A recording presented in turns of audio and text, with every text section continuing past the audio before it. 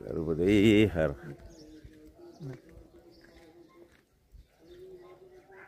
मार्कंडेय आश्रम मधुपुरी मोठा आहे।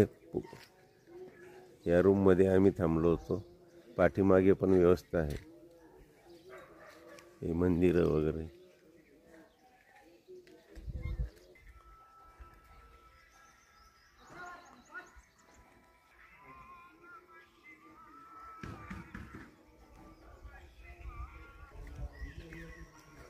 आपण जातोय आता नर्मदा मैया घोडाघाट, घोडाघाट म्हणतात।